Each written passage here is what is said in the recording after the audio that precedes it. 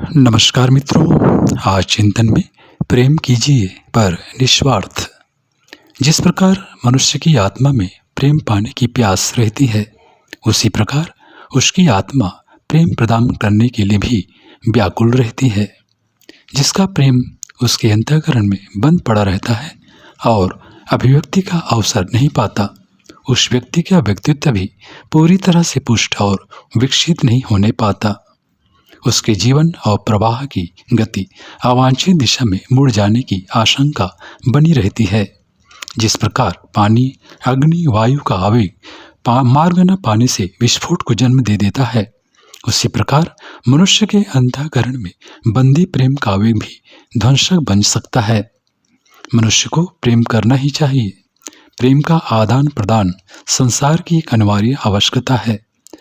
मानव कल्याण का संपादन करने के लिए जिसकी पूर्ति की जानी चाहिए। बहुत बार लोग इस शिकायत के आधार पर विपथगामी बन जाया करते हैं कि उन्हें न तो प्रेम मिला और न उनका प्रेम स्वीकार ही किया गया। ऐसे असफल व्यक्ति यदि ईमानदारी से अपने अंतःकरण की खोज करें तो उन्हें पता चलेगा कि उनकी शिकायत समीचीन नहीं है, अथवा उनकी प्रेम भावना में जब किसी प्रसन्न नीति का समावेश रहता है तब वह अमृत विश्व की तरह लोगों को विमुख बना देता है। निष्कलंक और निस्वार्थ भाव ही प्रेम के आदान प्रदान का सच्चा और पवित्र आधार है। प्रेम के अभाव में यह स्वर्गीय विनिमय नारकी विभीषिका के रूप में परिवर्तित हो जाया करता है। अशंद अद्वैत भावना ही प्रेम का वास्तविक रूप है। मनुष्य समस्त संसार को अपना स्वरूप मानकर हृदय का सारा प्रेम प्रदान करने में भी विशुद्ध बलिदान का भाव ही देखें तो कोई कारण नहीं कि उसका वह पवित्र प्रेम स्वीकार न किया जाए। प्रेम देने वाले को प्रेम मिलना भी स्वाभाविक होता है। लिया हुआ प्रेम प्रतिध्वनि और प्रतिभास की तरह ही वापस आकर अपने मूल स्रोत मनुष्य के अंतःकरण को सुख शांति से परिपूर्ण बना लिया जाता है।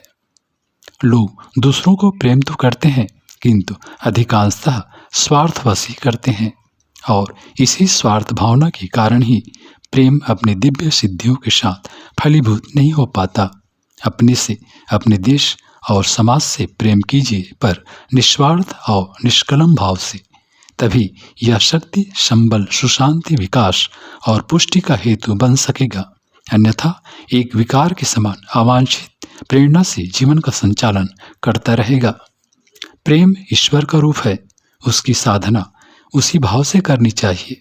स्वार्थ के निकृष्ट और निम्न धरातल पर उतरकर प्रेम की अभिव्यक्ति करना एक पाप है, क्योंकि इससे प्रवंचना एवं प्रताड़ना को प्रशय मिलता रहता है।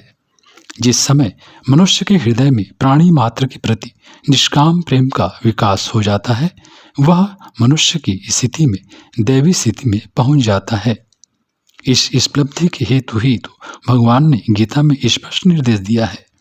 सभी भूत प्राणियों में एक ही आत्मा समाई हुई है, इसलिए सभी को समभाव से देखते हुए सभी के साथ प्रेम करना चाहिए।